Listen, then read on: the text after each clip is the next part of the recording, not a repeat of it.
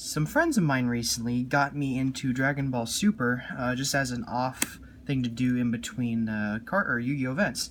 So recently, a buddy of mine named Steve gave me an entire deck to play with, and over time I've managed to pick up a few cards, and I have a list of cards I need to pick up to make this deck better. So I figured I'd go over this deck with you guys, give my thoughts on the game, and go over how different it is from Yu-Gi-Oh, which is what I've been playing for many years now. It's been quite a different game just to play. For one, this runs off a mana system, but it's not the same kind of mana system that, say, Magic Gathering runs on, where this mana system, anything in your hand can be a mana, which is different in Magic because you obviously have lands, which are their own separate type, I guess. In different support cards, support lands, which this deck, or this whole game, does not really have. But this game is also a little bit more stable, I guess I'm going to put it. Unlike in Yu-Gi-Oh, where we have a lot of like weird intricacy rulings, like how costs are paid, or how like different interaction between cards, like the Ray Area Zero combo, where you technically don't pay a cost, but tributing off the Ray will still let you resolve the Area Zero. This game doesn't really have any weird, intricate rulings, which has been nice. Everything in the game basically is exactly what the card says on it, unlike things like Mind Crush, where the card has multiple interactions. This game is a lot simpler compared to Yu-Gi-Oh, at least in my given fairly limited experience with it. So without further ado, let's just get into the deck, and I'll go over how this deck in particular works, at least how I've been playing it. So one of the main win conditions of this deck is Bardock, Final Strike Bardock, which has barrier, and you can only control one of it. And when it's untapped, it rips a card out of your opponent's hand. This is kind of like a Dark Destroyer for this deck. It's almost a Towers, where it's immune to most things except for things that ignore barrier. Which has been interesting because like this deck almost runs like this is almost a Garnet, where you don't ever really summon out of your hand very often, but you do use it for just getting boosts on your other dudes, which is weird. Okay, this is another weird thing about this game, is that there's more than one battle phase, and realistically there is no like turn, what's the term for it, where there's a specific line of how your turn goes, like draw phase, standby, main phase, battle phase, main phase 2, end phase. That's not really a thing in this game. So it works similar to Magic, where you start your turn, untap all your stuff, draw your card, then you slam a land. Except for this game, you draw your card, untap everything, you slam any card in your hand, which allows for a little bit of leniency in your cards. So, and also in this game, you have 4 copies of anything in your deck, which I'm not playing for this card because I find it I don't want this in my hand too often. But with the life system, which is another thing that's really different about this game, you don't want to have this get in your life too often, because either it's going to get added to your hand by taking damage, which this deck has been built to do a little bit. We'll get into those cards later. Or you want to summon out of the deck with Tora, which you can drop it with, if you have a Bardock's crew in your drop area, which is really easy with your leader, Bardock, which we'll get into momentarily. This can actually come out with 1 less mana cost from your hand, and then it can tap 3 mana to summon this from the deck, or the graveyard, or drop area, I guess.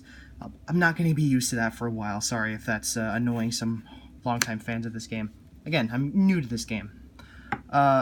So this actually is a really good card, but again, I'm not going to run it at 4, because you don't really want to draw multiples of this.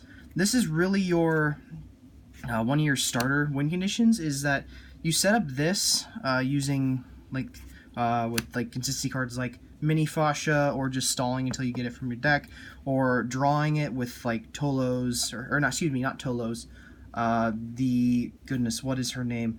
Crona and a Tapion and Borgos, and Fascia, which can get these all in your hand, or just draw your entire deck. One thing I've noticed about this game is that almost everything is a danger monster. Like, everything replaces itself on summon. Like, this draws a card on summon, which is it's literally just a danger monster from Yu-Gi-Oh! This is a walking pot of avarice with no restrictions other than it has to add a Bardock crew. This just adds a thing from drop zone that's a Bardock crew, so basically anything in your archetype. This allows you to pay 2 life and basically draw it, and when you pay those 2 life, you draw those cards, so you're fueling your win condition, which is getting things in the graveyard so you can flip this dude. Again, we'll get in him momentarily. Or you're just setting up for Tolo plays and just getting your deck engine going, which is extremely, extremely useful. So that's like one of the bigger things about this game in like my opinion, is because this game's resource management system is a lot different than Yu-Gi-Oh's. Like this game's card economy, where you have to manage your resources and gain as much cards as possible, but it's not for the same reason. You actually want to draw cards so you can keep them in your hand to either push to do your opponent more damage using just big beaters like this, or boosting up Bardock when you swing with it, or you keep those hands for play defensively, like when your opponent's going for a final kill when you're like less than 2 health and they have like a double strike. It's just very, very different. On to the rest of the deck. We have 3 copies of Gene, or excuse me, 4 copies of Gene. Again, I'm a Yu-Gi-Oh player. I'm not used to 4 copies in any deck. This is kind of like a Bujingi Crane, where if you're defending, you can boost a Bardock crew you use by 10,000 instead of just 5,000, like in the list here. Yeah, it's really good. I don't know if I'll keep it at 4 for much longer, though in the past I've never really had any major issues with it bricking in my hand. Because again, these are like with some of the cards you want to keep in your hand for the long run. So yeah. 2 Big Fascia. So this has the same summoning condition as Tora, where if you have a Bardock Shrew in your drop, it can summon itself with less mana cost, except this, instead of having Barrier, it has Critical, which instead of when it does damage, it adding that card to your opponent's hand, it sends it to the graveyard. So it's like kind of like a Dark Scorpion almost, but it applies it to itself, which is really nice because it's big. It summons itself fairly easily. It's a 2-drop if you're playing the correct archetype. So yeah, that's an interesting one. Vegeta Martyr. This is basically a Fire King Runix. It summons itself, and then during the end phase, it blows up everything with a, I believe it's all your drop area, choose all your opponent's battle cards and return them to their owner's hand. So it's like a Fire King Runix mixed with a Storming Mirror Force.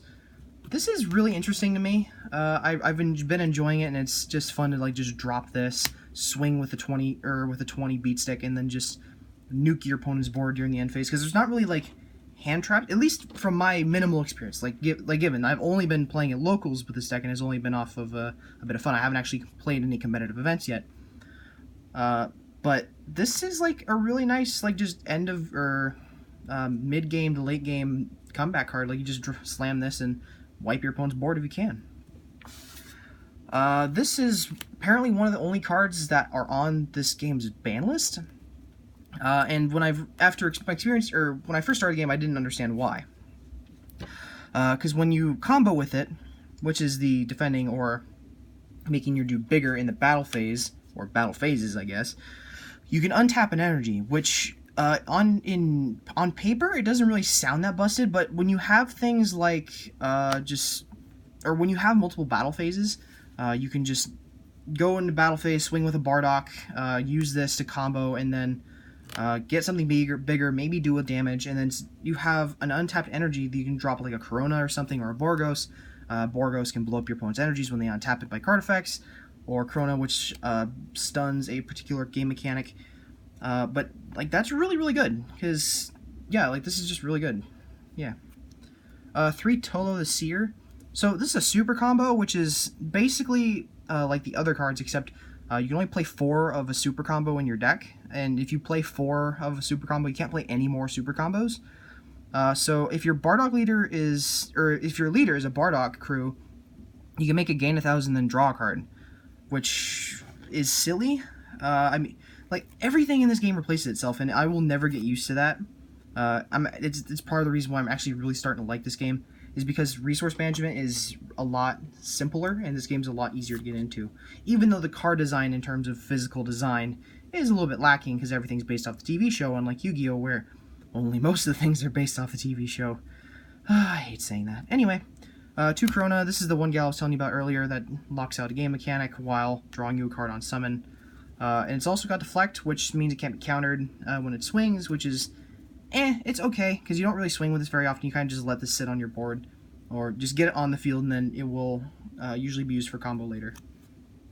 One saying, this is just a big summonable beat stick, and then when your opponent plays a battle card with 1500 or less, your opponent discards 2 cards, which to me sounded silly, because there's not a once per turn clause on this, which in my Yu-Gi-Oh brain, if something doesn't say once per turn, it means it's not once per turn, though I do believe, since it's an auto, it's a once per turn clause, if I'm understanding this game correctly. So the win conditions, every other card in this deck is blue is blue or black, which black means it's just any color. You can summon it with any color. The only red card I'm playing is actually Champa. You don't actually use this for summoning it. You're never going to summon it. You're just going to use it to combo. It gives something double strike, which means it does double the damage. And if you combo it with Future Punch, it makes your thing do critical, which means it's going to be milling 2 cards instead of drawing your opponent 2 cards, which is really nice. So I'm playing 3 or 4 copies of Dimensional Magic. This is weird because you can... So again, it goes back to the win condition where to get this guy to flip, you have to have 4 less life, which is fairly easy in this deck after you get some rogues going. This thing actually allows you to take your own life instead of paying mana, as long as you have 5 or more cards in your grave. This thing is really nice. It's a negate attack that untaps your energies while taking care of your own mana, or of your own life, so yeah. Dream Future, this is the only other combo, or the only counterattack card I have, because this is actually really good for graveyard setup, specifically with Final Strike Bardock, where you get this in the graveyard, or you use this to counter, and then you can use it to discard your Final Strike Bardock or any blue card to add it back to your hand. So you can basically negate 2 attacks, and the Bardock will be engraved, so you don't have to worry about it getting hit or being in your life or drawing into it or slamming it as an energy. You can always summon it off Tora from the grave. 2 Armband. It gives something double strike, which is really nice. Like, this deck is extremely aggressive, though I say aggressive very limitedly, because this game is a lot less aggressive than Yu-Gi-Oh, where like there's such thing as a turn 6 in this game. Like, guys, I know this is weird, but there's this mystical thing called turn 6 where you haven't been FTK'd, hand looped, or locked out of the game. So yeah. 1 Rebirth of Justice. I really like this card. It's just it's removal late game, and it gets you a free resource. So yeah. And then last thing I'm playing is 1 Zeno button. This untaps all your blue stuff during the battle phase when you counter. So like you can untap your Final Strike Bardock. This is really just a placeholder until I figure out what else I want to run. I'm thinking another Rebirth just because I don't see this enough, but it's got a fairly high cost, so I keep it like that. So yeah, that's it for the main deck. There's not really much in terms of a side deck yet, because like I said, I'm not really super experienced with the game. Though I do know it's running Kami's, which is basically a dark hole for 3 mana that draws you a card. I'm running more, goodness, what's her name? More Coronas, because it's resource management, and it's really good against a lot of matchups. Anyway, but the leader I'm running is Bardock, which is... It's a burst 2, which means that every time it swings, you'll get tapped, and then you'll mill 2 cards and then draw a card. That's really good, because it's setting up your graveyard effects for like dimensional magic, which allows, if you have which has Sparking 5, which means you have to have 5 cards in your grave to use its secondary effect to untap stuff. And then when it's flipped, this outs a lot of like the slower one-punch decks. You can basically take a life to stop your opponent from one-punching you.